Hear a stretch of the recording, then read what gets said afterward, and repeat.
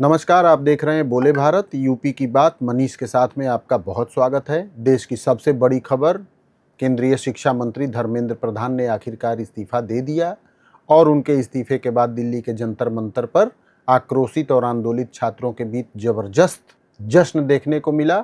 लेकिन सबसे बड़ी बात यह है कि कॉकरोच जनता पार्टी ने धर्मेंद्र प्रधान के इस्तीफे के बावजूद अभी अपने आंदोलन को खत्म करने की घोषणा नहीं की है। उन्होंने 3 अन्य मांगें भी रखी हैं जो कि पहले से चली आ रही थी।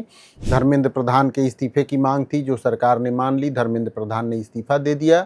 उन्होंने इस्तीफे में लिखा है कि किस तरीके से एंटी सोशल एलिमेंट्स आगे अपना एक्ट न कर पाएँ, इसलिए वो दुखी मन से इस्तीफा दे रहे हैं। उन्होंने अपना इस्तीफा राष्ट्रपति को भेज दिया है। लेकिन असली परीक्षा तो सोमवार को फिर से शुरू हो रही संसद की कार्रवाई में देखने को मिलेगी, क्योंकि कॉकरोच जनता पार्टी ने जो मांगें की हैं उनमें सारी मांगें तो कांग्रेस की भी हैं। हालांकि राहुल गांधी हमेशा ये कहते रहते हैं कि ये हमारी मांगें नहीं है बल्कि छात्रों की मांगें हैं, लेकिन राहुल गांधी ने पहले दिन से इस बात का ऐलान किया था और ये मांग की थी कि प्रधानमंत्री नरेंद्र मोदी इस पूरे घटनाक्रम के लिए देशवासियों से माफ़ी मांगे। तो माफ़ी मांगने के मामले में कॉकरोच जनता पार्टी का स्टैंड ये है कि दिल्ली पुलिस और रैपिड एक्शन फोर्स के अफसर माफ़ी मांगे सार्वजनिक रूप से, जबकि कांग्रेस का कहना है कि प्रधानमंत्री नरेंद्र मोदी माफ़ी मांगे। इस इस्तीफे के बाद अब तरह तरह के नैरेटिव चल पड़े हैं। कुछ लोगों का ये कहना है कि आगे अभी ये बात और बढ़ेगी। सोशल मीडिया पे तमाम अन्य मंत्रियों को लेकर भी मीम चल रहा है कि अब इनकी बारी है, अब इनकी बारी है, अब इनकी बारी है। तो क्या आगे कांग्रेस पार्टी, समाजवादी पार्टी या जितने भी विपक्ष के लोग हैं या इंडिया ब्लॉक के लोग हैं, क्या वो और आगे दबाव कायम कर पाएंगे सरकार पर, और क्या आंदोलनरत जितने भी लोग हैं वो और दबाव कायम कर पाएंगे सरकार पर? ये मंडे को बहुत अच्छे से स्पष्ट हो जाएगा जब सदन की कार्रवाई शुरू होगी, लोकसभा की और राज्यसभा की।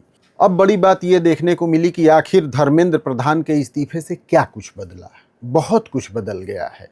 सबसे बड़ी बात तो यही है कि प्रधानमंत्री नरेंद्र मोदी की सरकार का माइंडसेट बदल गया है, ऐसा भी लोग कह रहे हैं, क्योंकि पिछले 12 सालों में तीसरी बार ये प्रधानमंत्री नरेंद्र मोदी के नेतृत्व में सरकार बनी है और इन 12 सालों में बहुत ऐसे घटनाक्रम, बहुत ऐसी घटनाएं सामने आई जिसके बाद पूरे देश भर में विपक्ष और तमाम आंदोलन करने वाले लोगों ने मंत्रियों के इस्तीफे मांगे, लेकिन उनका इस्तीफा नहीं हुआ, उन्होंने इस्तीफा नहीं दिया। और इसी बात को लेकर रक्षा मंत्री राजनाथ सिंह का एक बयान बहुत तेजी से सोशल मीडिया में वायरल है, जिसमें मंत्री के इस्तीफे पर, कभी पुराने समय की बात है, मंत्री के इस्तीफे पर उनसे जब सवाल पूछा गया तो उन्होंने कहा कि ये यूपीए की सरकार नहीं है, ये एनडीए की सरकार है और यहाँ इस्तीफे नहीं होते। अब सवाल पूछ रहे हैं कि ये किसकी सरकार है और क्या हुआ है।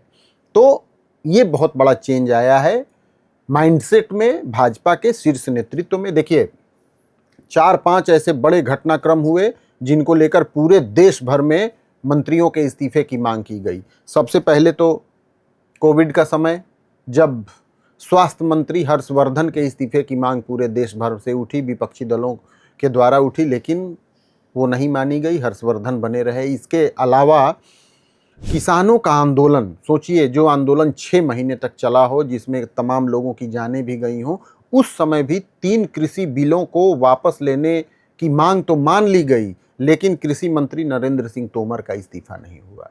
एप्स्टीन फाइल अभी हाल ही में इतनी चर्चा में थी, एप्स्टीन फाइल में हरदीप सिंह पुरी का इस्तीफा मांगा गया, लेकिन उनका भी इस्तीफा नहीं हुआ। तमाम देश में हुई रेल दुर्घटनाओं पर रेल मंत्री अश्विनी वैष्णव का तो जब भी कोई दुर्घटना होती है उनका इस्तीफा मांगा जाता है, लेकिन अश्विनी वैष्णव अभी भी रेल मंत्री बने हुए हैं, लगातार बरकरार हैं। तो जो ये माइंडसेट मोदी सरकार ने 2014 के बाद से दिखाया कि वो अपने फैसले पर अडिग है, कायम है, मजबूती से कायम है, उसमें कुछ ना कुछ तो बदलाव आया है। और इसके पीछे संघ प्रमुख मोहन भागवत के उस बयान या उनके विचारों का भी बहुत बड़ा हाथ और बहुत बड़ा रोल समझ में आता है लोगों को। आज ही संघ प्रमुख मोहन भागवत ने ये कहा था कि जो हमारी नौजवान पीढ़ी है वो हमारी पीढ़ी से बिल्कुल अलग है। वो आंख मूंद कर हमारी बात नहीं मानती, बल्कि किसी बात पर हमसे डिस्कशन करती है, तर्क करती है, विचार विमर्श करती है, उसके बाद वो फैसला लेती है। तो क्या इसका भी असर देखने को मिला धर्मेंद्र प्रधान के इस्तीफे पर? कुछ नैरेटिव ये भी चल रहा है कि मोदी सरकार में जितने भी शिक्षा मंत्री रहे उनका क्या दुर्दिन होता गया। इसमें स्मृति ईरानी का नाम लिया जाता है, प्रकाश जावड़ेकर का नाम लिया जाता है, रमेश पोखरियाल निशंक का नाम लिया जाता है। ये तीनों केंद्रीय शिक्षा मंत्री रहे और किस तरीके से पर्दे से बाहर चले गए सभी लोग। अब सवाल उठता है कि क्या धर्मेंद्र प्रधान का भी भविष्य ऐसा होने वाला है। लेकिन आपको बता दें कि धर्मेंद्र प्रधान की जड़ें, धर्मेंद्र प्रधान कहें या उनके परिवार की जड़ें संघ और भारतीय जनता पार्टी में बहुत गहरी है। उनके पिता डॉक्टर देवेंद्र प्रधान, जिनका पिछले साल निधन हो गया, उड़ीसा के एक कद्दावर नेता थे, या यूं कहें कि उड़ीसा में भारतीय जनता पार्टी को यदि पैर जमाने और पैर पसारने का मौका मिला तो धर्मेंद्र प्रधान के पिता डॉक्टर देवेंद्र प्रधान की वजह से। वो वहाँ 2 बार भारतीय जनता पार्टी के प्रदेश अध्यक्ष रहे, केंद्रीय टीम में राष्ट्रीय उपाध्यक्ष रहे।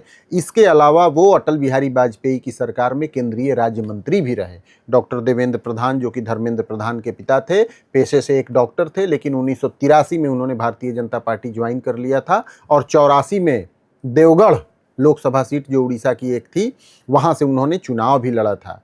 तो काफ़ी गहरी जड़ें धर्मेंद्र प्रधान और उनके परिवार की संघ और भाजपा में रही हैं। और इसीलिए आप देखिए, उड़ीसा में भारतीय जनता पार्टी ने पहली बार 2024 में पूर्ण बहुमत की सरकार बनाई और उसके पीछे धर्मेंद्र प्रधान का दिमाग और उनका शिल्प, इसको भी बहुत क्रेडिट दिया गया। भारतीय जनता पार्टी के नेता उन्हें मिस्टर डिपेंडेबल के नाम से जानते हैं।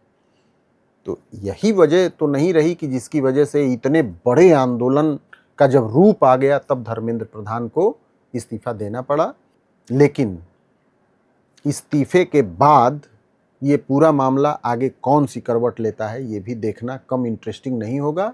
और इसकी बानगी आपको सोमवार को जब लोकसभा और राज्यसभा की कार्रवाई शुरू होगी तब आपको सही मायने में देखने को मिलेगी कि क्या भारतीय जनता पार्टी ने एक मंत्री का इस्तीफा लेकर पूरे देश भर में जो आक्रोश फैल रहा था उस पर काबू पा लिया है, उस पर विजय हासिल कर लिया है, और क्या प्रधानमंत्री के इस फैसले के बाद फिर से उनकी उसी स्तर पर वाहवाही होगी जैसा कि उनके पुराने फैसलों के बाद हुआ करती थी, और क्या धर्मेंद्र प्रधान स्वयं भी सामने आकर कोई बात कहेंगे, एड्रेस करेंगे।